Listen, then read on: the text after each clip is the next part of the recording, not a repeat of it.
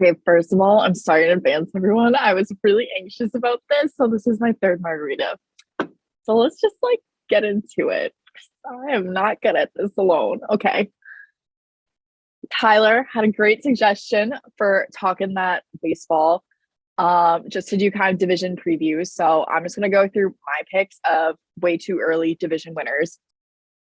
AL East, obviously Blue Jays, because that's what we've been saying the last few weeks. However, I also want to put the Red Sox in the ring for that because they are ranked fourth, universally. And I think people all of a sudden are just forgetting the insane playoff run they had last season. So I'm already slurring my words. I'm saying Blue Jays and Red Sox. I know that's a cop out, but as a homer, I have to have the Red Sox in there. NL Central, also a bias pick, the Brewers. However, I fucking hate the NL Central. This division is just kind of a shit show. It's up for grabs for anyone besides maybe obviously the Pirates, and then I don't think the Reds are going to be any good. But in terms of pitching staff, I don't think there's a better pitching staff in the entire league than the Brewers. So that automatically puts them at least at second place in this division. Offensively, there's a lot of question marks, I think, just because they had such bad numbers last year. And it's kind of astounding when you look at their lineup from last year and how, what those guys were hitting, that they even made it that far. However, I think now you got Hunter Renfroe, who I'm obviously very big on. And then they have Andrew McCutchen. I think he's probably going to serve as the DH, maybe. I think that's what the plan is. And Christian Yelich, we talked about, is in for a big bounce back year. Yelich, going to come back. Maybe not to that 2018, 2019 form, but better than he was, which isn't saying much, but I think it'll be a big upgrade for them. NL West, it has to be the Dodgers. If they do not take the division, if they don't take the World Series, they're bust. But if they don't take that division, frauds. NL East, I have the Braves for now. Just look at the rosters as they're entering into opening day.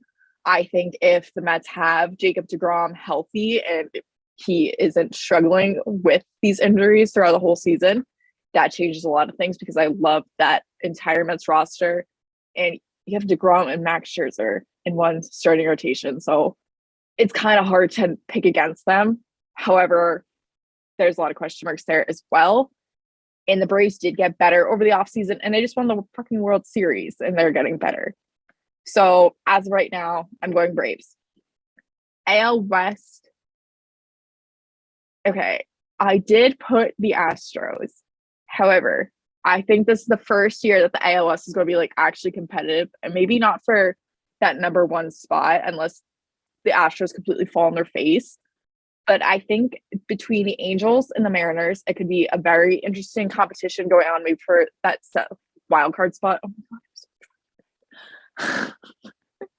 Anyways, yeah, I think that could be interesting. I hope it is because I don't really pay much attention to that division other than the Astros are in it and I fucking hate them. So I hope so, especially when you have a team like Ohtani and Trout on the Angels, and then the Mariners have improved a lot and they came so close to that wild card spot last season. I know we were both rooting for them because that would have been super exciting for them to break that playoff drought. So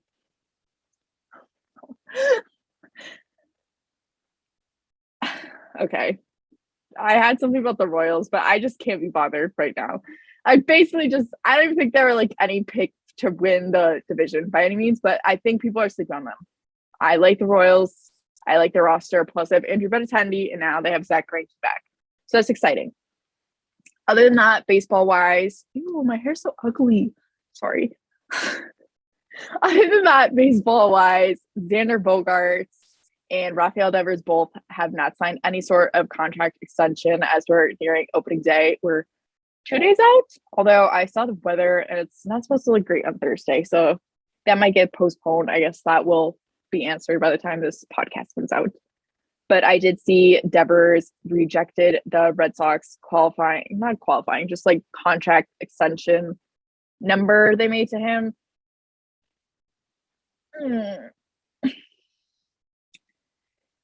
I'm so serious when I say if the Red Sox screw over Rafael Devers and he walks and we lose him like we lost Mookie Betts, I will actually take action, and it won't just be tweeting and crying and getting pulled over because I was crying so hard, like with Mookie Betts. Like, I will be in your walls, John Henry. Okay, I will be there. On that note, moving on from baseball, I'm just going to go from lacrosse, hockey, and then answer some of the questions that I got. So in the NLL, the biggest news as of last week was Jeff McComb of the Saskatchewan Rush was relieved of his coaching. He was the head coach, relieved of his coaching duties. This was his first season as head coach. Derek Keenan, who has been the longtime head coach for them this last few years, he stepped up to the general manager role. He is back as the head coach for the time being, as well as Jimmy Quinlan, who is the offensive coordinator. They're going to serve as the head coaches for the remainder of the season. I don't know. I think their season's all but officially, like, in terms of playoff, kind of just, like, done. Like, at this point, we know what the playoff picture is going to look like, and it's going to take kind of a miracle for the Rush to get into that final playoff spot. At this rate, I would have just ride it out with what you have, because now I think, okay, you already have these issues offensively where, like, your whole unit just isn't clicking, it's not cohesive. But now you're going to throw in a coaching change, which attracts all this attention to, like, oh, is a front plate problem. I think it's a change that definitely had to be made, but at this point, you're just so far out. It's a little too late. Maybe you just should have waited it out. I don't know. I don't think it'll make that world of a difference. If it does, great. I mean, then that's unfortunate for Jeff McComb. But yeah, I thought it's just kind of weird timing. I would have just ride it out till April 30th, your last game against Panther City in the regular season. On that note, NLL, there wasn't a ton of news other than that, but you should all watch the Riptide at Bandits game on ESPN2 this Saturday at 5 p.m. for no other reason than I will be there, one. But also, we love the Riptide here, so got cheer them on. Okay. PLL, the Cannons is what I want to talk about because we've been talking about roster building, I feel like, a lot. I love the roster that the Cannons are starting to put together. Sean, Quirk, shout out to you. So they decide Adam Charlambides on attack. He plays for the Vancouver Warriors in the NLL right now. This will be his first PLL play, whatnot. Love that. Nate Solomon, he played at Syracuse. He's also an attackman. Their whole attack, like, they have him, they have those two now, they have Shane Jackson. I really like what they're putting together, you know, fucking Lyle Thompson. I love that. But then also their midfield, there's a lot of questions what that's going to look like without Paul Rabel. They went and picked up Jake Fricaro from the Chaos. He made a big impact on their roster in 2019, and now he's going to have a big role this season with the Cans to get back to that level of play with such a large opportunity. So that's great. Steven Rathis is back. He signed again for his sophomore season. He had a great rookie season. I think kind of gotten lost in the mix with, like, Jeff Teat and whatnot, but he's another one presented with a big opportunity here. Jamie Trimboli, he was on the Cannons last year from the Redwoods. They've locked him up. Their defensive units all locked up. They have Brody Merrill, Jack Keelty, Holden Garlett, Jake Pulver, very strong on the back end, and now they have that 1 year together with each other. And I think that's so huge because we see it all the time with expansion teams. Like, you need that 1 year to kind of, it's not even that they sucked, like the Cans as a whole, not their defense. Just, like, you need that time to, like, mesh, especially in the PLL where you're only with each other on the weekends playing in games and getting practices, like, the morning of. I think it's really good to have that 1 year. Like we saw with the Water Ducks, they fucking sucked before, and then they were number one in the league last year. So, yeah. Reese Eddy is still with the Cannons. He's a very underrated long stick midi in the league. Most importantly, Sean Quirk, he has gotten two new face-off guys in Alex Woodall and Stephen Kelly. Stephen Kelly, who played with the Archers last season. He went 46% on the face-off dot. Kevin Reeson's back. The face-off was such a issue for the Cannons last year. So I'm glad that they're just trying out different things here, see how that comes out. And obviously, Nick Morocco is still with the Cannons. So I'm excited for this. I'm very excited. On the same note, Jeff Teat, I desperately wish me and Kendra were on together for this. Jeff Teat signed the Atlas through 2023. One of my questions is, why is Jeff Teat so elite? I'm telling you all, if you're not a lacrosse fan, that's fine. I'm not offended. But go on YouTube and search Jeff Teat highlights, specifically from his rookie season in the PLL, as well as like you can find some from his NLL rookie season going on now with the Riptide. Just watch, and you will be, if not a lacrosse fan, a Jeff Teat fan.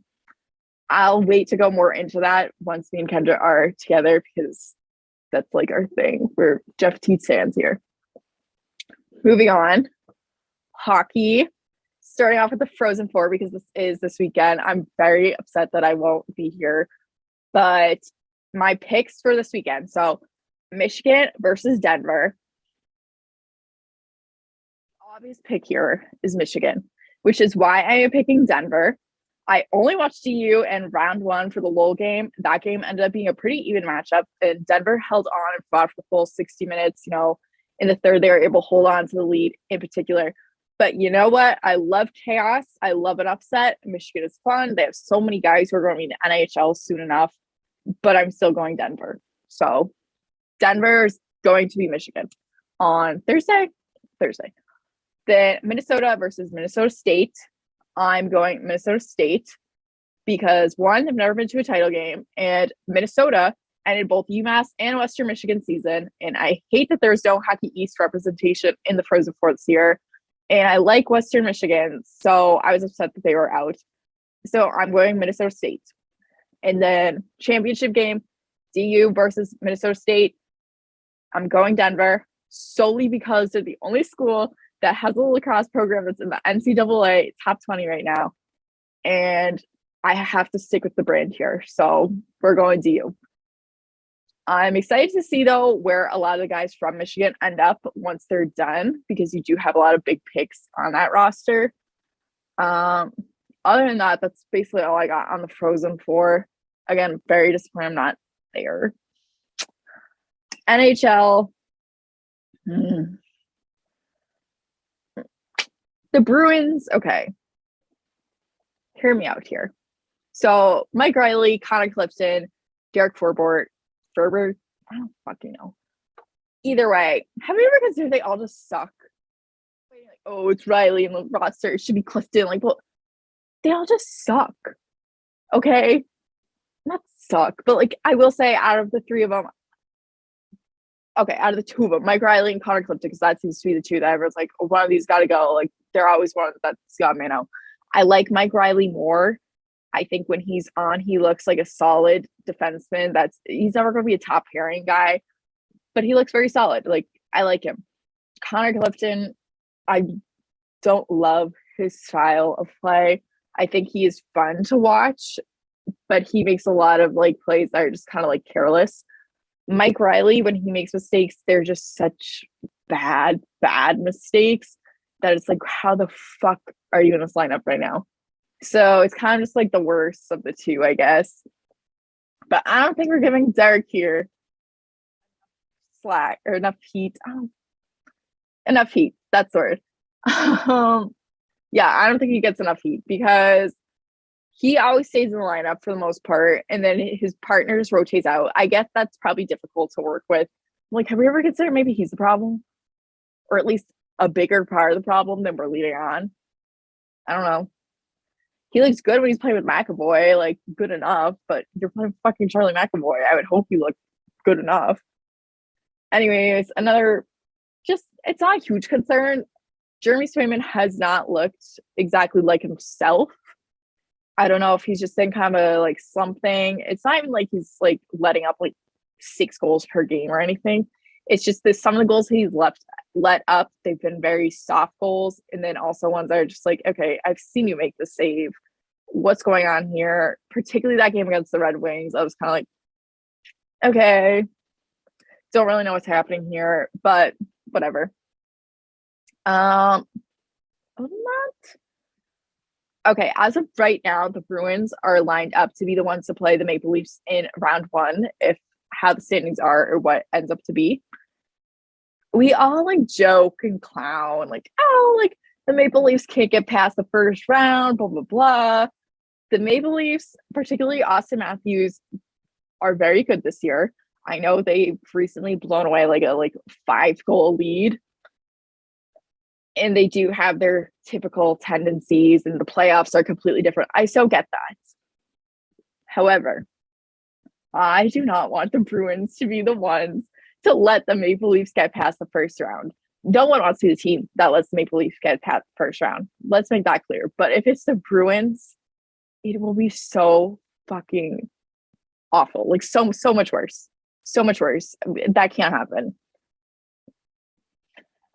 Moving on from the Bruins, Trevor Zegras, Troy Terry, Jay Beagle. This is a whole thing.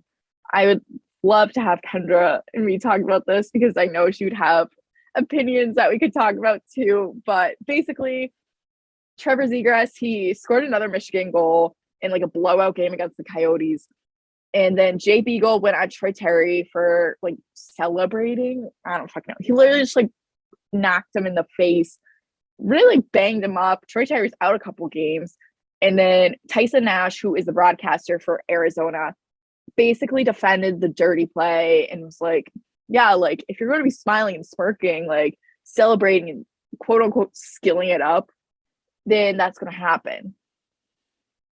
And then obviously there's a ton of backlash to that because what the fuck? And he doubled down on it. It was like, oh yeah, like maybe that wasn't the right way to put it. Like they were hot dogging him. What? One. Two, Tyson Nash. Troy Terry has more goals this season than you did in your entire career. Shut your fucking mouth. Jay Beagle, I can't tell you the last time I heard that name be relevant. That was just like so uncalled for. And Trevor Zegras said that after the game. He was like, what the fuck? Basically, I'm glad he stood up for Troy Terry because he is one of these stars. This is just like so stupid. Like, why are you getting mad? Team celebrating. I don't care for the fucking Coyotes. They're the Ducks. They're not going anywhere. They're not going to the playoffs. They're excited that they have these young guys who are quote unquote skilling up. That's plenty of reason to celebrate. I don't know. Fuck you, Tyson Nash, Jay Beagle.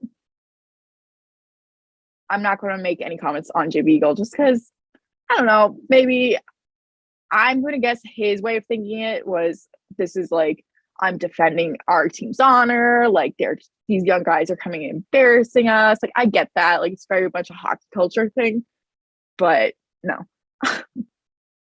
Speaking of hockey culture, Keith Yandle was benched. He was a healthy scratch to break his Ironman streak.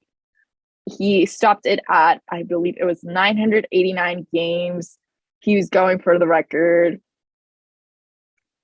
There was a lot of controversy with this move by the Flyers, just because it's not like they're making any playoff push. They're out. Their season's done. Like they're just waiting for the regular season to be over. And so everyone's like, okay, like why can't you just like let him continue on? Like what do you have to lose? And I get it in that aspect. Like it's definitely a respect thing.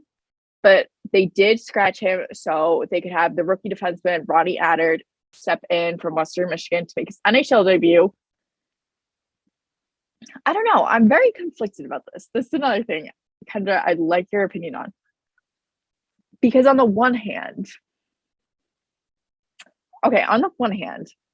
I think regardless, you need to let like these rookies, like we say it all the time with the Bruins, like they don't develop their players, like especially the younger guys, like you need to give them chances. And I think this was a great chance for this young kid to come in and show like one, get some NHL experience under his belt, and also just like kind of show people like this is the type of player I am. He's very physical, he's big body, another defenseman. We love the defenseman here.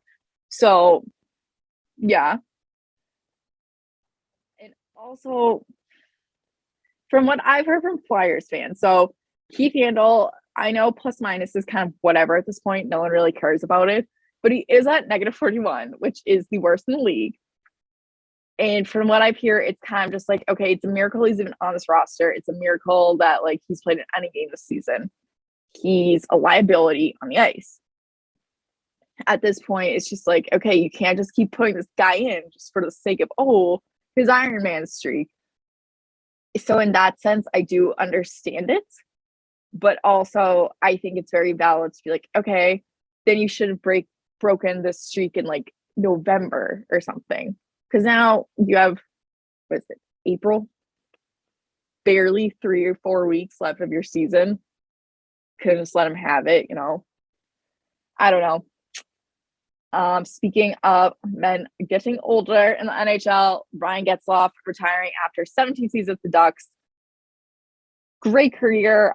You guys should all watch the video. Corey Perry talked about his former teammate and the bond that they've had. It's very emotional. It kind of made me tear up because he was tearing up, and you just like rarely see those guys show emotion like that. So good for him. Good for Ryan Getzlaf. I like the Ducks. I like him. Yeah, sad. Okay, anyways, moving on from less serious topics to the questions. I'm not going to do all of them. I'm only going to do some.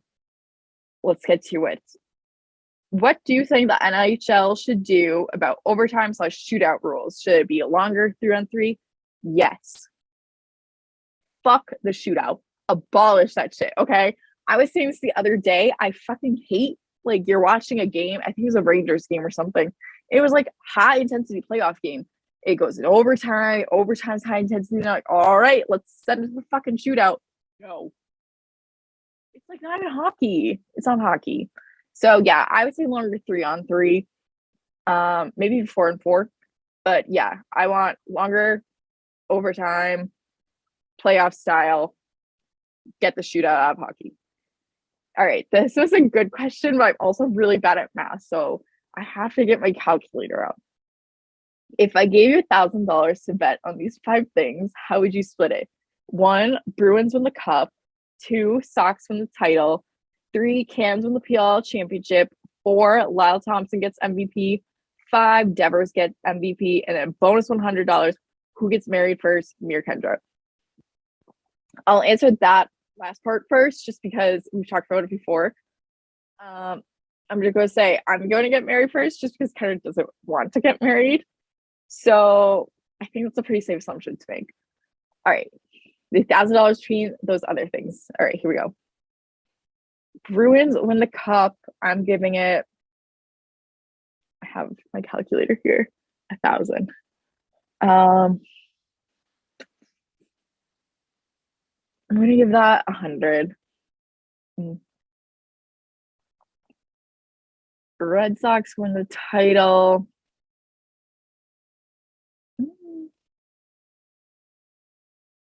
I'll give it 350. I can't do basic math. Oh my god, sorry, 550. Okay. Cannons win the PL championship. I'm going. No, see, Lyle Thompson gets MVP. I'm doing 400 on that. That leaves me 150 between Cannons win the PL championship and Devers gets MVP. I would do Devers MVP for 100, and then Cannons win the PL championship for 50, just because I think they need one more year. I think this is kind of like their finalized roster now, what they have last year. Again, there was expansion year. 50, but I would love to eat my words on that. Okay. Will the Brewers win 82 games? Will Yelich hit 30 home runs? And have you tried the Truly margaritas? The Brewers will definitely win 82 games. Christian Yelich is having a bounce back year. He is going to hit at least 30 home runs, and I have not tried the Truly margaritas. I'm going to, though. Should the NHL updates playoff format? Possibly 2 of the top 5 teams in the league might face each other in the Atlantic Division in round 1. See, I like that. That might be an unpopular opinion. I like that because then I think, like, I don't love last year when we had, like, Montreal, Tampa Bay, but also I think we were coming off that weird COVID everything. Now that we have, like, back to a regular season, I like it because I think it makes things more interesting down the line. I like when it's less predictable. I think that's what makes Stanley Cup Finals so exciting. Is it's such a different like animal than regular season hockey. So I am a fan of that. That might be an unpopular opinion. Who do you think wins the PLL championship this year? I'm going Atlas. I'm going to say Atlas. I said the Archers last year. That was my pick before the playoffs. They were eliminated like first round. And I did pick the Atlas, I think, to go to the championship game.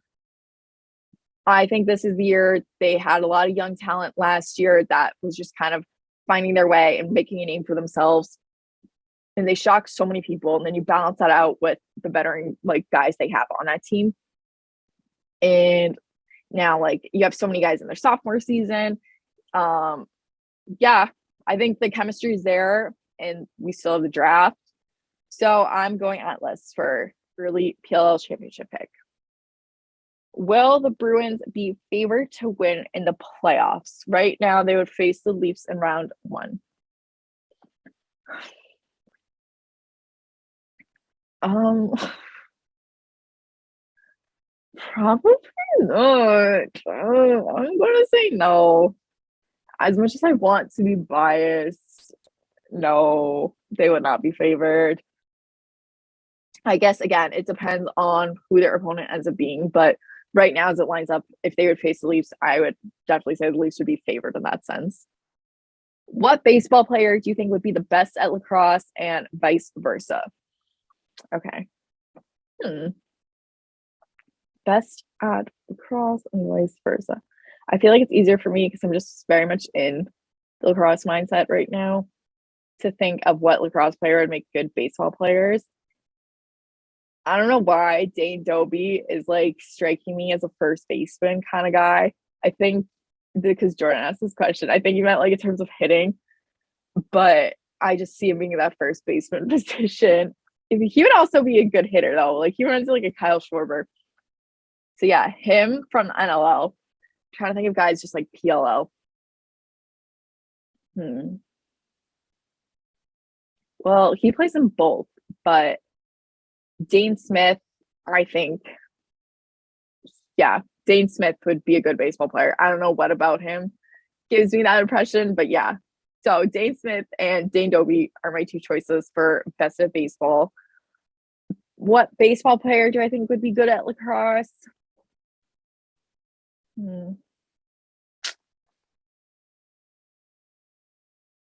Christian Gullich kind of, I don't know why he's giving me lacrosse vibes. I don't actually think, no, Cody Bellinger. Final answer, Cody Bellinger.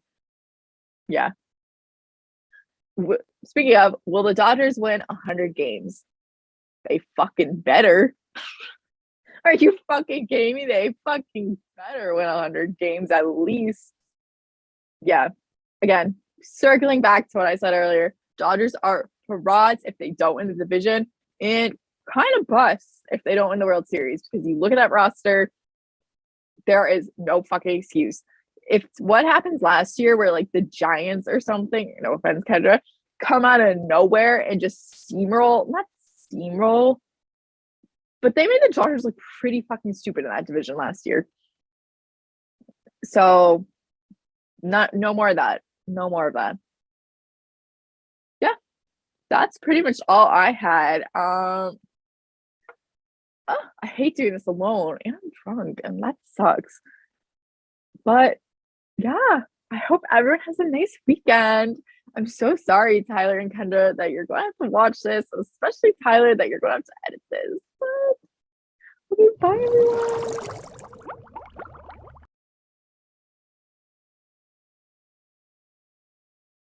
What is up, party people? Here with the one and only Mallory Souliotis. I told her I was going to butcher her name, but I think I got it right. This interview has been long awaited. I feel like whenever we do those, who should we have on? You are always brought up. And obviously with your insane schedule, we are never able to kind of meet up until right now.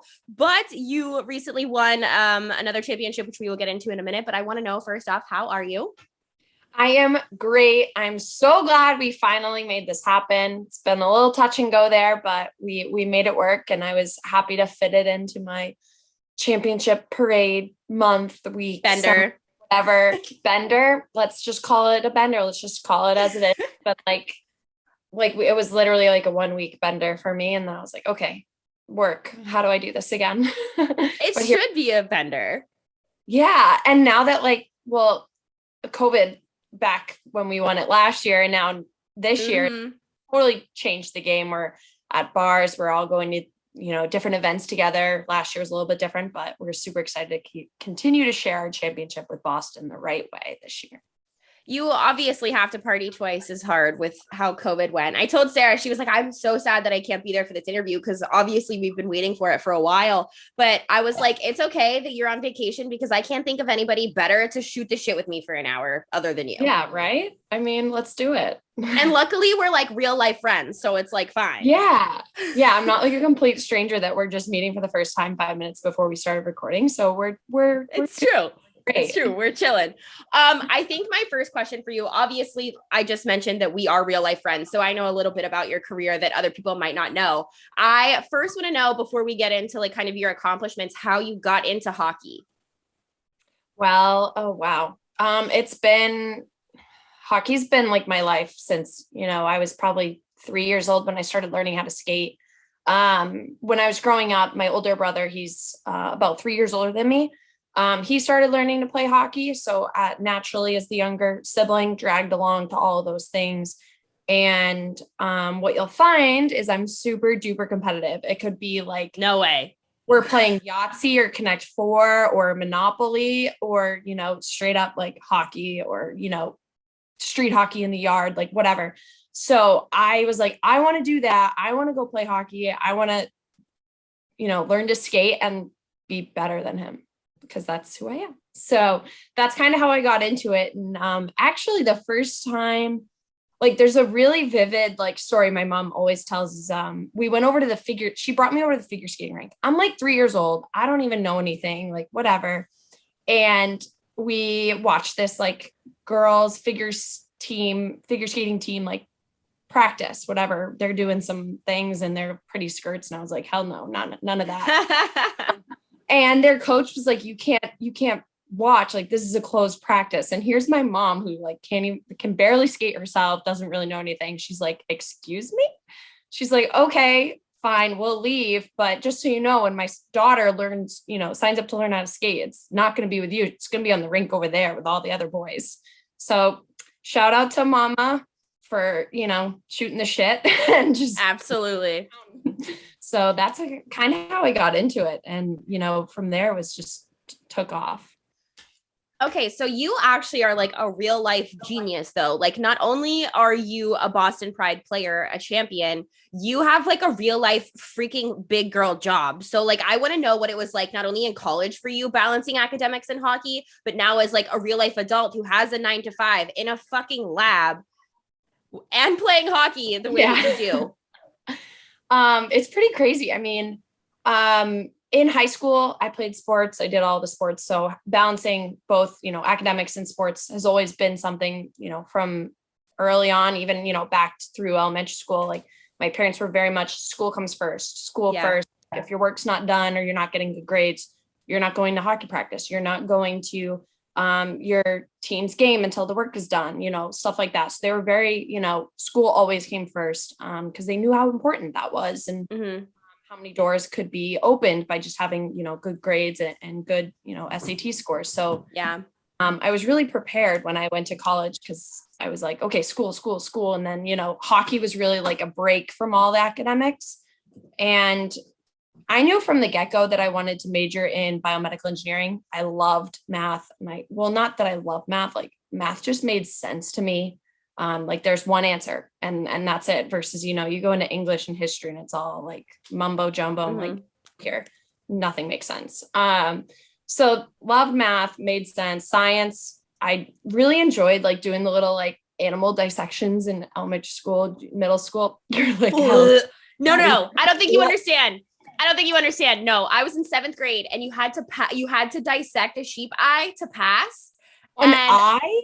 And I grew up vegetarian, was vegan all of college. Oh, I remember going to my teacher, and my mom told me to say to my teacher, tell her that you will be absent that day because it doesn't follow your beliefs. My parents were always, my mom was always very supportive of like my little like hippie lifestyle, like supported me through all of that crap, even now. And I went to my teacher and I said, hi, this doesn't follow the beliefs that I follow as a human being. I won't be here that day. And she goes, well, you have to do it to pass 7th grade. And I was like, okay. So the day of dissection, I brought saltine crackers, Vicks Vapor Rub, and water. And I turned my desk into the corner of the wall, put my Vicks Vapor Rub on, had my saltine crackers because of the smell, and had all of my, I was like the drawer of what we saw, and just had my like classmates come tell me what they saw, and I pretended to draw it. So you participated and you passed. Yeah. You know, do what you gotta do. I literally, but I like enjoy like doing stuff with my hands, like in front of me, like, you know, playing around, screwing around, like never did a sheep. Was it sheep eye? Eyeball. That's a, like, why? I feel like there's always frogs or like owl pellets, like cats. They did cats in 8th grade. Cats, no. Like Florida's fucked up. You'll probably hear them. I have two cats, and they're running around like crazy because they're like, "Oh, mom's home. Let's go freak out." Oh, talking to her like mini TV again. Like, let's make her mad. So they might, you know, make an appearance. We're in on cat cam. This is cat friendly broadcast. We love it. So, anyways, you were into dissecting. Yeah, hell yeah. Yeah. Dissecting, and then somehow wound up going to college for like biomed. I don't know. Yeah. So that's what I wanted to do. And I was going to be I was like the first women's hockey player to do that major. So it was kind of, yeah, it was I crazy. didn't know that about you. Yeah. And then there was only one other, so there was one male, you know, men's hockey player that did the major as well. So I ended up connecting with him pretty early on in my, you know, academic career studying that. And he was great. It's super, super helpful, you know, with not only like the school and courses and research, but also after college, trying to get a job and, you know, figure out real life and find my big girl pants and go from there. So it was definitely not easy balancing school and hockey. There were definitely days where I would study like all day, like go to practice, and I'm like, what are we doing? What, like, I just like zombie mode. And my teammates were great. I loved, you know, being part of the team. It was always a good time, and I loved hockey. So it, you know, was a good break from school. And it was always, you know, the bright spot of my day is going to the rink, being with the team, getting on the ice, and, you know, just focusing on hockey for a hot minute, you know? Totally. I don't even know how you do it now. Like outside of a 9 to 5, I couldn't imagine playing like a sport full time. People ask like, how do you do it? Coffee and wine. Okay. Okay. Other seltzers. Like, I routinely will be doing work on my computer. Like, I'm also in school, like, just throw that in there. I'll routinely be doing like class lectures, and I'll be, you know, having a seltzer or whatever, something to keep me awake and going and reward myself. Be like, oh, I finished a lecture. I'm like, let's chug one. Like, one of the coolest memories that I have recently is I'm sitting on my couch, had just watched your recent championship, and I see my phone fucking ringing with a call from you. And I took screenshots of this because I was dying laughing, and you're just pouring a seltzer on your body. Like, this is for Saturdays and Seltzers. It's perfect. I mean, it was just like, there were so many emotions, and most of this year, like we were pretty, you know, secluded. Like, we weren't, you know, we didn't want to go out and get COVID and, you know, miss games. I mean, for me personally, no one wants to miss a hockey game. So, I didn't want to, you know, do that to my team. So I hadn't been out too much. Most of our team was pretty, you know, sheltered unless we were doing just, you know, team activities. So to finally, you know, be done with the season and just blow the top off and catch up for all the weeks we were, you know, practicing, working hard, like hadn't really drank in like a very long time, like more like a seltzer here and there. So to kind of like just be like, whatever. But I was like, I'm going to call Kendra. She's going to die. I did. I was sitting on my couch. I figured you would be awake too. I was like, oh yeah, I'm going to be awake. It's only like 1 a.m. But like, whatever. I was watching the game on my couch, and I was just like, this is about to happen, isn't it? And I was like, this is just crazy. And then like, I was like sitting here, like scrolling through like Boston Pride Twitter, and you start calling me and I'm like, what the fuck? And you're like, wait, what's going on? What do I have to I was like, is this a joke? Panic. Yeah, it was so funny because I FaceTime my family, and I think my brother had already gone to bed. My mom was at home taking care of my cats. They were on a very extended sleepover with them. And you could tell like she was like ready for bed. She goes, I need a disco nap before your game. Sorry. Words are hard. Like, stop. That's too funny. Cause she was definitely like very tired when I FaceTimed her. And then my dad happened to be in Arizona for work. So he was actually awake because of the 3-hour time. So it was so fun to just, share it with them in that sense. I mean, I wish they were there because they weren't there last year, but things work out and someone's got to take care of the kids. So it's true. Somebody's got to make that dough to put the kids through college, baby. Yeah, right. So obviously you guys are back-to-back champions. I have a couple questions about like the team and how you guys got there. I want to know, obviously last year was really different. And I kind of was curious if you could like compare and contrast like the road to championships between last year and this year, because I just feel like we're living in such a time where sports are so different and were so different last year, and what it was like to win kind of not in silence, but also almost in silence, and then be able to have that like run it back victory this year. Yeah. So both years were, they had a lot of similarities, but a lot of very big differences. I mean, you look at last year and we had a bubble out in Lake Placid. We only had what, 1, 2, 3, like 7 games in like a week and a half, roughly. Yeah. No, I didn't even play 7. It was like 6 or 5, whatever. I forget. It's just a blur. I kind of like blocked it out because COVID infiltrated. But we played each team once, and we're playing every other day. It's all in one site. We were all in our own individual hotel rooms. I was trying to work remotely as best I could and help my team back here. So it was very different. And then obviously COVID hits and we're like, okay, boom, bubble's done. And, for a couple weeks there, I was like, okay, so the season's just like over. Like, what's question happening? Mark? I don't know. Like, are they? And then I started to hear rumblings that like they're going to try and like have the semis and finals, like, and like finish this up and put a bow on top. Because the year before that, when COVID hit, so March 2020, everyone remembers, they canceled they postponed at the time the Isabel Cup, and the final, and it was supposed to be between us and Minnesota. And so that was really disappointing to get all the way to the final, have it postponed. We're like, oh yeah, 3 weeks we'll be back. Yeah, that's funny.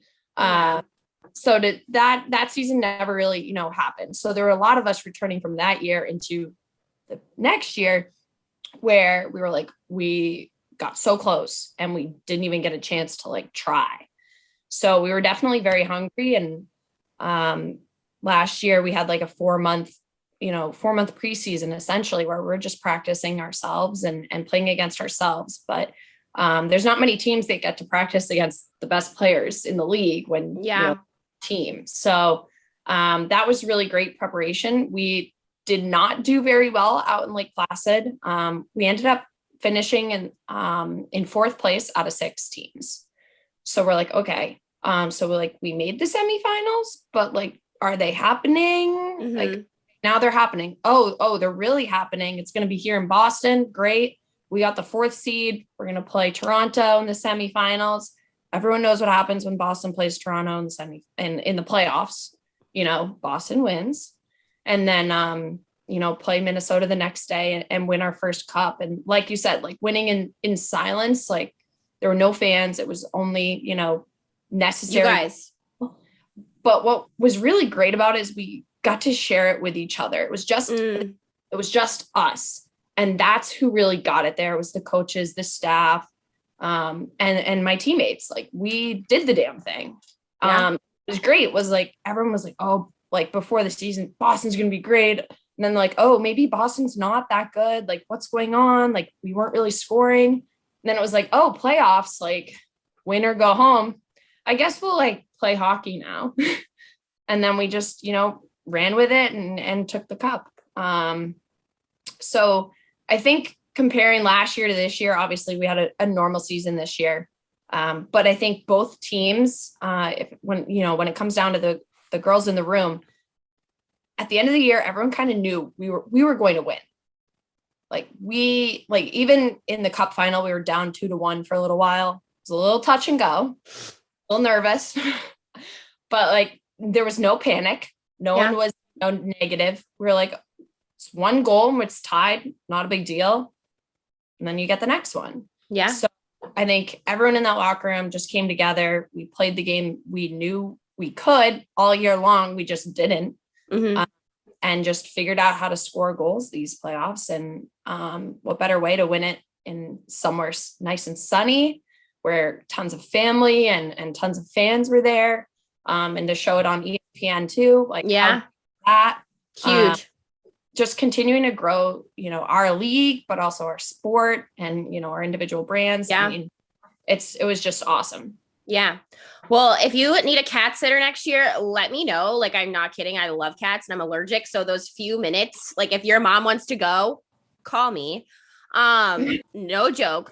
But so my question for you, I'm going to get a phone call from you. I'm covered in hives, but yeah, the cats are great. They're great. They're crawling on my shoulders and my whole face is blown up. And I'm like, You're this fine. is awesome. They're so fun. I think people fail to recognize that as of recent memory, I'd say the last 3, 4, 5 years, you guys are the most successful professional team in Boston. And people don't really recognize that, in my opinion. So I want to know how you feel the pride fits into the Boston scene, what it means to have you guys here and kind of contribute to the greatness that is Boston sports. Yeah. I mean, Boston, city of champions. Born and raised Boston, outside Boston, just for the Boston people here. The haters. Boston, whatever. I love it here. It's, we love our sports almost as much as, our dogs and not Duncan. Much, but, we love our sports and we're a big sports city. And I think right now, we're continuing to, grow our audience. More and more people know who we are. And that's done by us having success. And, the Bruins invite us to a game. They get us on Nesson. They show us on the Jumbotron. More and more girls are going to see that, come to our games, dream of being professional ice hockey players. And I think, like you said, right now is we are the most successful team in Boston right now. It's been a while since the Patriots have done anything worthwhile. RIP TB12. We miss you. I miss you. I don't retire already, please. Yeah, right. Though, come on, dude, hang him up. It's okay. It's gotta be done. I'm sick of it. Celtics, maybe this is their year. Maybe, I don't know. I don't really follow basketball. Probably not. Okay. Bruins, honestly, Stanley Cup is probably the hardest championship to win by far. It's the most, grueling sport, longest season, so many games. It's such a tough sport on your body. But I mean, we have 2 cups and we have a Isabel Cup final appearance that we never got to play in. So that's, 3 final appearances and 2 cups. I think that's pretty damn good. Yeah. And we're just, people are throwing the dynasty word out there about us. And we're like, no. We're just, it's nothing new. This is us. Yeah. You guys are the D word. We are. So, so I mean, it's getting there. I mean, if you go to JetBlue at the JetBlue terminal at Logan, you'll see our banners up there. So that's pretty cool. So we'll just build off that. We're going to the Sox game in a couple weeks. So I'm really excited for that because baseball is back. And I love watching baseball live. I think it's so fun. Yeah. Okay. So I have a little bit of a funnier question for you. Oh, geez. If you had to go on a road trip with 3 teammates from Boston to LA, who would it be and why? The hardest question I've asked so far. Oh my God. Do they get to bring their pets? No pets.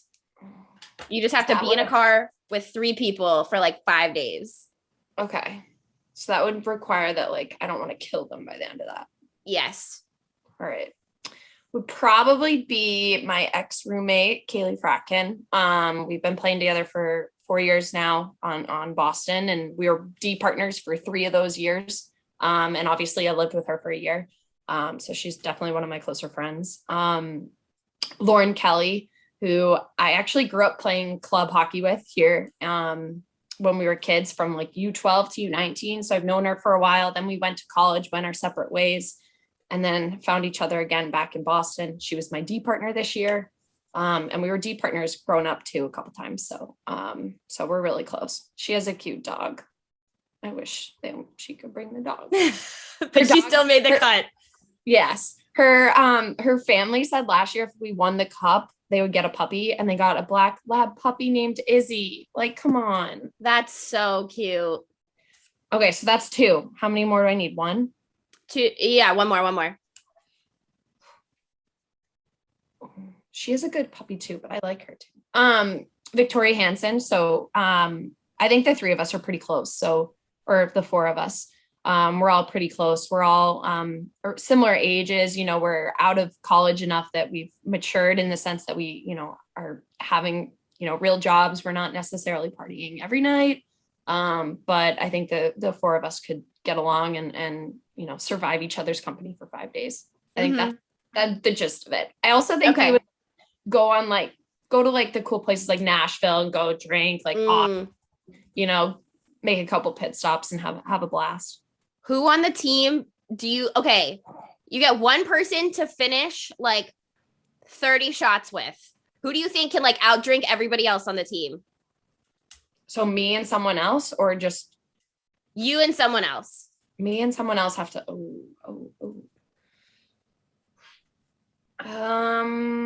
That's a tie. I think there's 2, maybe. Okay. All right. So who would it be? Okay. So one would be Taylor Wenskowski. She went to UNH. Her and I, we lived close to each other last year. So a lot of times we would pregame together. We love our grape McGillicuddies. I don't like the grape one. I'm a big grape gal. I love that. We ripped a few together in honor of my birthday the day after my birthday. So that was kind of fun. There you go. Yeah, I think her and I would do a pretty decent job. Okay, cool. I like that. So I have 3 more questions before we kind of get into the silly stuff in the show. 2 are a little serious. One's serious. 2 are not. Do you ever think that you'll get into coaching of any sort later in life? So I already kind of do. Okay. There's just another thing on my plate. Yes. I'm the director of a girls hockey program that we started last year. So one of my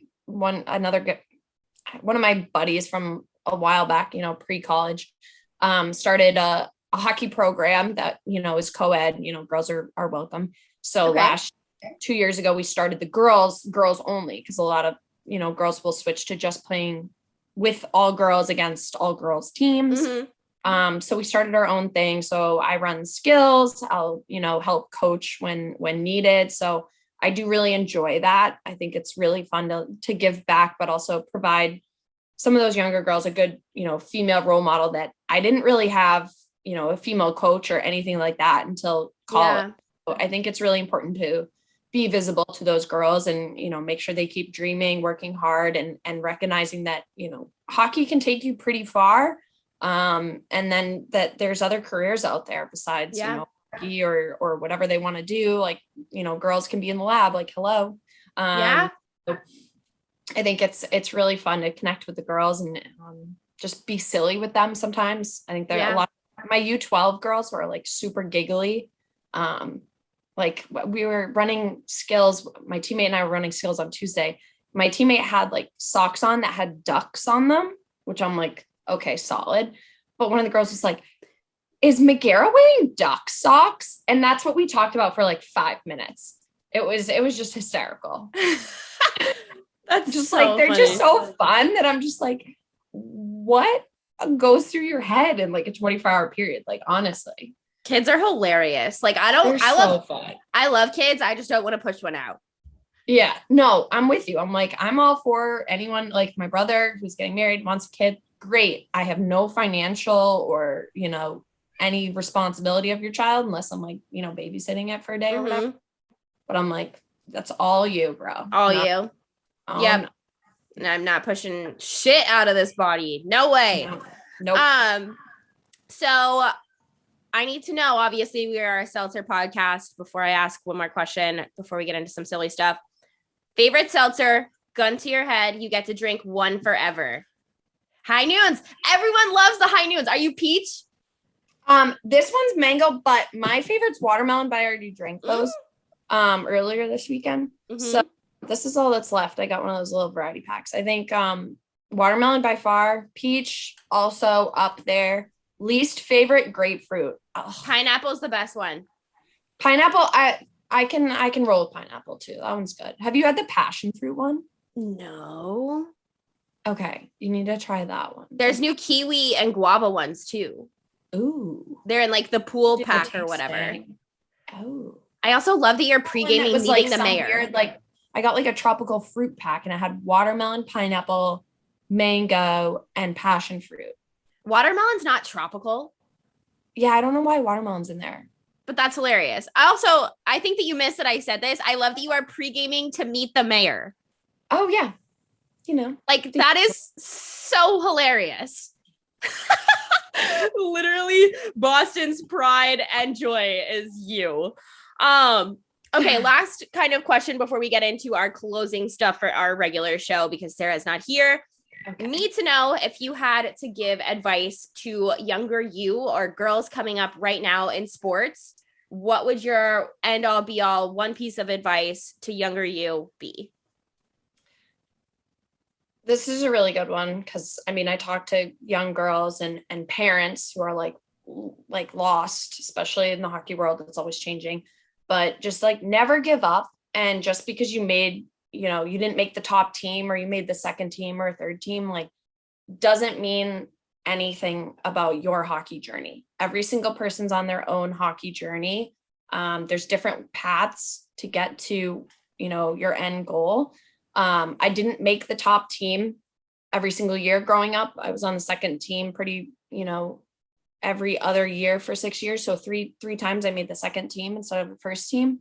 So, and that really, I could have either, you know, thrown the towel in and been lazy and not really worked hard or, you know, been, you know, pouted around or moped around, whatever. But instead I was like, I'm going to use this as a motivational thing. Like I'm not good enough. So let's, you know, put my nose down and get better.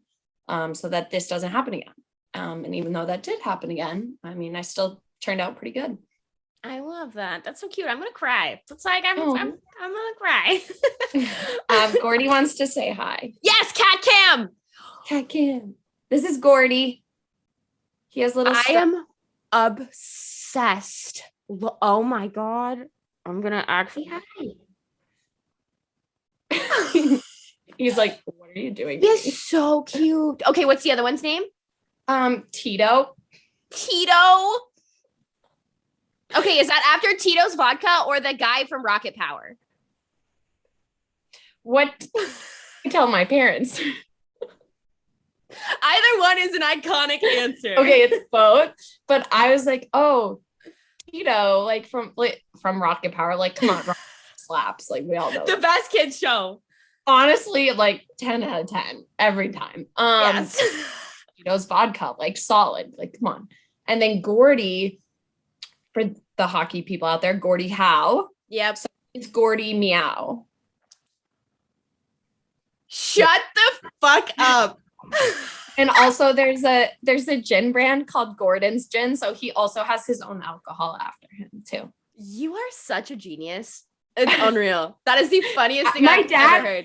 My dad came up with Gordy because of like the hockey like connection. And I was like, oh yeah, I love it. I was like, all right, we got to find his alcohol. Like he's got to have an alcohol. Gordon, like where is it? And then someone else came up with Gordy Meow and he meows like crazy. He loves talking. And I'm like, what do you want? He's like, food. I'm like, that's no. so funny. I'm like, he's looking at me. He's like, are you going to feed me? Or you like, did you forget me, bitch? Like, hello, I'm right here. That's all cats think you're there for is just food. Yeah. And I'm like, I yell at them all the time. I'm like, I got to go to work so I can earn a paycheck to feed you monsters. Like, and go nap. It's true. in the last week, like every time I'm like getting ready and changing, whatever. And they're like, I swear to God, I look at them, they're like, this bitch is going out drinking again. Okay. Are you like me though, that when you come home hammered, you just like immediately get on the floor with your pets? Yes. It's the best part of the night. I'm like, hello. And then I give them their nighttime snack because they get nighttime snack because otherwise they will eat me during the night. I have a video. I swear. I have a video of me coming home from the bar and being dramatic as fuck. I put my phone up to record and just pretended I died in front of the dogs. Just like, yes. I've always wanted to do that. I don't think my cats would give a shit. I just like collapsed and they both like ran over to me and then just decided to get on in like a full on fucking like scrap with each other, just like play fighting, and just did not give a fuck that I was dead. Oh my God. That's amazing. But of course, you have to try it. Camera. Yeah. Duh. Content, baby. You're gonna be like, I don't know. But sometimes I'll like fake cry and just like see which one like does anything. Cheeto's like, I swear, he's like, oh no, mom, it's okay. And he'll like come and give me like kisses. He like licks my face and I'm like, okay, that's really, really cute. But that's also like gross because I know where they've been and I do things with that are gross. So which one do you think would survive better in the wild? Oh. Definitely Gordy. So Gordy's only one, but he loves food. Like I'll be like cooking and he'll like stick his paw in and I'm like, you're gonna burn your paw, like you're dumb. And like, or I'll be eating like on a plate and he's like, give me that. I'm like, oh. He bullies my parents' dogs like that are 65, 70 pounds. Like we'll give them whipped cream because so my cats love whipped cream. And if you can out and shake it, they like come sprinting and then they're like, give me that. And the dogs. That's so funny. There's a video. We took a video. We had a little pile of whipped cream in front of each of them. And little Gordy, who's like no more than 9 pounds, I swear to God, he like ate his pile, then like ran over the next one, like swatted the dog in the face. The dog's like, oh. He's like all sad. And he just like ate, he like bullied everybody. And I was like, oh my God, I've raised a monster. I'm going to give the dogs whipped cream after this and send you a video just to see what they do. Yes. But have you seen cats with tinfoil like on the counters? So, you know, there's like a trick where it's like you put tinfoil on the counter and if they jump up, they're supposed to like freak out. Yes. On the counter anymore. Guess what this one did? Didn't care. Thought it was a toy. And then he started eating it, like chewing on it. Oh no. This did not go well because he's very much like a food monger. Like he jumps up on and like, I'm like, no, get it down. And like, there's zero training. He's like, food, like I'm into the food. Yep. That's me in my next life. I'm going to be your cat. Yeah. So I kind of bombarded you with the end of our show because I forgot to tell you about this. So Mallory's going to help me close out the show today because Sarah's not here. So we are going to do our pop culture shit. I will start so that you have a minute to think about it.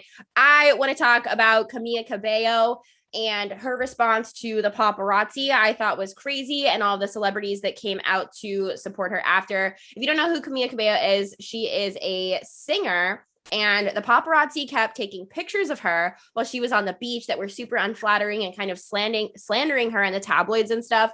And she kind of made a statement about it and said that it was bullshit and like she hated it and she didn't want to go to the beach because she was constantly being photographed and stuff. And a bunch of other celebrities came out in support. And I totally agree with what she has to say. Like if people were constantly following me in a bathing suit, I would literally like KMS. Like that's awful. That's fucking awful. But my favorite response was Lizzo, how she was like, your body is your summer body. Now come twerk with me, ho. Yes, we love Lizzo. Love Lizzo. Love Lizzo. Okay, so I know that I threw you into the fire here, but what is your favorite piece of like pop culture you have seen as of late? So the only things that really like pop up on my like Twitter or Facebook or whatever is like one of the 30 Kardashians marrying someone new and breaking up with somebody else. And then there's like Kanye's like mad at Kim, I think that one. Yes. Some kid and then a house, like someone's buying a house. I'm like honestly solid, like trashy well, it is real. Yeah. Reality TV. Yeah. Like, you come home drunk and you have your drunk food. Yes. Throw on Keeping Up with the Kardashians. And Wait, what's your drunk food? Usually like it's different now because I'm not in college, but usually it was like burrito or chips, nacho. But sometimes it's pizza. Which like doesn't agree with me because I'm lactarded, so it's no stupid. Like I always do it and I'm like, why did I do that? But I love pizza and I'm like, oh, but I love pizza. Ugh. Yeah, pizza is dank, but at least there's like options now, I feel like, that are like kind of getting better. So that's like when I take Lactaid, we're okay, but like who remembers that? Not me. It's true. Just like bring it on, cheese. Yeah. So yeah, I saw that Kourtney Kardashian married Travis Barker, who is a drummer. I don't even know who that is.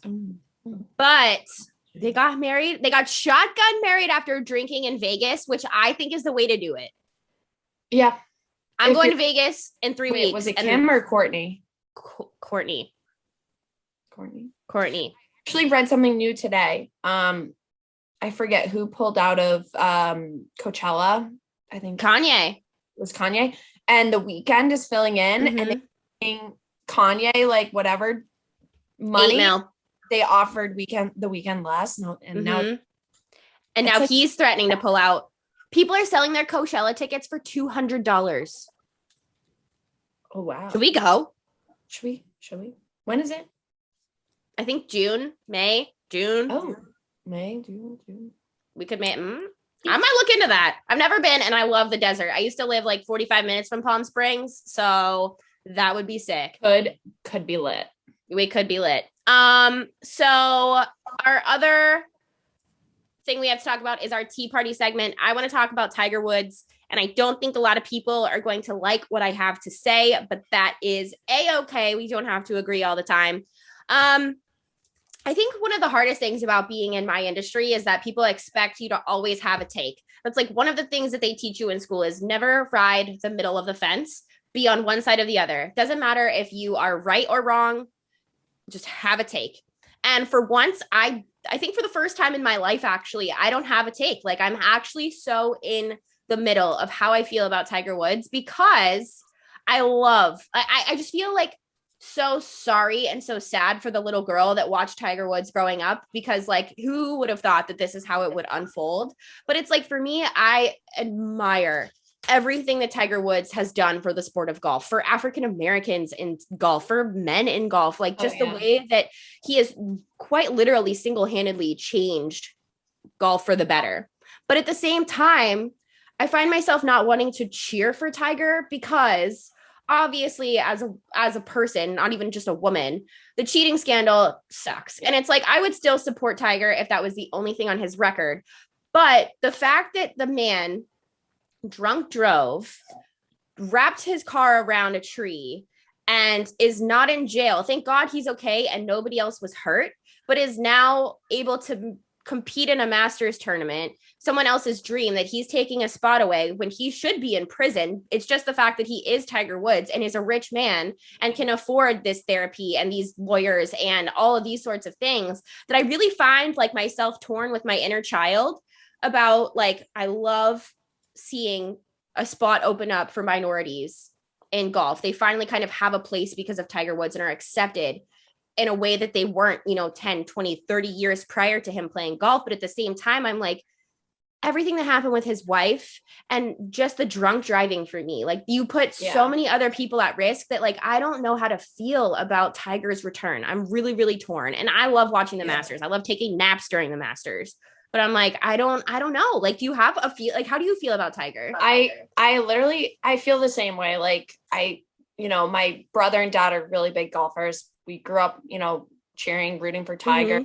It was, pink shirt Sundays. Hello. Yeah. But like you said, like first it was the cheating thing. And you're like, okay, all right. Like, okay, it happens. But then like you said, the drunk driving, like, thank God he didn't hit anybody else. Oh my God. Like he did hit somebody and that person, is severely injured or died, God forbid. Like, yeah, I think it's a totally different take. Like, thank God he was the only one who injured him. He only injured himself. And well, on one hand, I'm like, I'm all for, someone coming back and battling a really tough injury, but like you said, taking a spot away from somebody, because obviously, not everyone gets invited to the Masters. Like, hello. And so I'm with you. I'm mixed. Like I love, growing up, I loved seeing him succeed and, break barriers in golf, but you have to remember, everything that happened in the last few years with him too. It's true. And I loved watching him and Charlie compete recently together. I thought that was awesome. Oh my God. It's so cute. And that's easy to root for. You got a father-son duo. Like, yeah, obviously they share, a huge passion together and, but I love Charlie. I will always cheer for Charlie. Like, as someone who he's grew so up funny. Yes, like as someone who grew up in a household with with my father serial cheating, and it's like I probably shouldn't talk about that on here, but like I don't fucking care. Like it's true. Like I relate to that child. And it's like I feel so deeply for like my inner child and like him and like growing up, not only like I can't imagine growing up with like that in the spotlight. It's kind of how I feel about like front and center. Yes. Like it doesn't like we live in an age where you can Google anything to find out anything about your parent, let alone the fact that all of that is readily available. Your dad's mugshots, like the fight with your mom, like all of that crap. Like I can't imagine growing up in a house like that.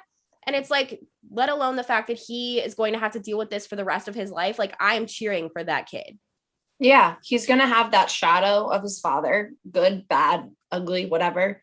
It's always going to be there no matter what. And, it makes it easier to root for him because you're like, you've dealt with so much shit. You're going to deal with so much shit. Like, but I want to see you enjoying life, enjoying golf, and just having success. So yeah. And it's like, I feel for the expectation that's kind of placed on him as well. Yeah. Yeah. Everyone's expecting him to be the next, Tiger, basically. Yeah. And it's like, I feel hope bad. I hope he's his own Charlie. Like exactly. Charlie Woods. He's going to do it all different. Yeah. That's what I was going to say. Is on the course, he's like Tiger. Fine. Yep. Great. Yep. Everything else, please do not be like Tiger. Yeah. And it's like, I was just going to say, like, I feel bad for the kids who grow up with these parents who are like these crazy athletes who decide to, kind of play the same sport, like the Manning brothers. Like, luckily they were like fucking phenomenal, but it's like, let Charlie be a kid. Let Charlie enjoy golf. Stop talking of like on the broadcast about, will he be the next Tiger? Is he going to do this? Like, let the kid just have fun. Leave him alone. Yeah. Agreed. I think you brought up a great point. Like kids doing what their parents did. I mean, you have Arch Manning. Is that the little Archie, one? Yeah. Not little. Let's be real. He's probably got a foot on me, but you know what I mean? Like the younger one going into football. So you're going to be the next, Peyton or Eli. Like stop. Yeah. Stop. Yeah. It's a lot of pressure. Last question for you. I know that you kind of started to hint at me that we do this thing called Tweets of the Week. And it's like kind of where we like bash men in our DM or like people who say stupid shit. And you hinted that you have your own way to like teach the guys in your life that not to be a piece of shit in the DM. Yeah. So I have a Finsta where I regularly will screenshot Instagram DMs, Twitter DMs. Someone DM'd me through LinkedIn trying to set up a date. Men, anyone listening, LinkedIn is not the way. Please do not message me on LinkedIn unless you're giving me a job or you are like, you want to say something nice or something random, whatever. Not ask me to go mini putting with you. The LinkedIn DM, no. No, like, and I'm one of those people where like they'll be like, hey, how are you? I'm like, hi, whatever. Is that the craziest DM you've ever gotten? That one's pretty wild. I've gotten my fair share of like, will you be my sugar baby? Like, most girls, the ones that are like, sell your eggs for like $15,000. I'm like, oh, I could do that. If you didn't have to do, what is it? You have to, I think it's testosterone they inject in you. It's testosterone's for men. I think it's estrogen. Is that what it is? Okay, cool. See, you're the doctor lady. See, okay. But yeah, like the hormonal therapy. I know science. It's like, yeah, we're great. But like I literally have a Finsta where I just regularly screenshot and just blast people. I'll like, blur out, names or, anything, or like me and a couple of my girlfriends from college will all text each other. And we'll just make fun of people. It's mean, but like, don't do that unless you're ready to get shit on. Like, what? I think do you know Drew Oh, Alfano? no, there's a better one. Someone tweeted at me last year during like the cup final, like asking to marry me, like, or like marry them. I don't even know who this person is. Just like, was like, I'm gonna, and then posted like a picture of a shirt that was like future Mrs. Souliotis, and I almost vomited. That's obsessive. Yeah, I'm like, this is concerning. Okay. Weird. Block. Do you know Drew Alfano on TikTok? No, I'm not a big TikToker except with videos. I just videos. So there's this girl on TikTok who got famous for like slandering men on the internet for being stupid. And I'm like, that should be you. Should be me. It should be you. Just be like, no, do not message me like, hey, the mini place opens next week. Do you want to go? And be like, and then when you notice that the woman's not responding, don't keep sending. I love the guys that have conversations in your DM with themselves. Yeah. Be like, oh, don't ignore me. Yeah. Answer me. And I'm like, no, honey. Take the hint. Like, and those are the ones that you're like, oh, you're probably nasty too. Right? Yeah. Yeah. My DM tweet of the week got a DM from a guy. And he just goes, how do you like working for ESPN? And he goes, I'm big girl moves. And I'm like, I clearly do not work at ESPN. Like I'm holding a Nesson microphone. Yes. I'm holding a Nesson microphone in all of my photos, and my profile says Nesson. Like, hello. And he goes, dyslexia. Just send a link for dyslexia. Yeah. And he goes, I'm not a big sports guy, TBH. I played pro, but I'm retired and out of that life. And I decided to respond. And I was like, I actually don't work for ESPN. Haha. And he goes, well, how's your Monday, gorgeous? And I ignored him. And then he messages me again. And he goes, he was just trying to, do you think he strategically didn't say Nesson and wrote ESPN instead in order to like get you all riled up and to respond? I don't know. But then he said that. And then again, he goes, damn, I guess I missed the cut. And I just go, I'm into men who can read. Yes. So I'm just like, what the fuck? But like, that would be smart. But at the same time, like, if you have followed me for half an hour, you know, I am an absolute see you next Tuesday. I am like, I will tell you, you are full of shit. Yeah. No, I think we're very like that. I'm very blunt and it's a little abrasive sometimes, but the people that can handle it, otherwise they're too much of a pussy to be in my life. So hell yeah, absolutely. Well, I have nothing left. I just want to say thank you again for coming on the show. Really appreciate it. Wish Sarah could be here. And congratulations. Sarah, I know. Congratulations on running the cup back. You. Can we get dinner soon? Thank you. What? Can we get dinner soon? Yeah. Okay, perfect. Have fun with the mayor. I love you. Ooh, that might be. Oh God, are we gonna talk food porn on the show right now? I don't know. Can we go? Okay, I feel like Bar taco. Bar taco's so overrated. Really? I've only been like twice. Sorry. He's okay. Because it's. I love him. All of the white bitches love citrus and salt. We could do that. I know you love like. I haven't been there yet. Okay, perfect. That's where we'll go. All right, we're doing it. Okay, love you. Thank you. Let's take a pic really quick with Kitty for socials. 1, 2, 3. This is so funny. Okay, I love you so much. Looks like he's gonna murder me. Oh my God. I love him.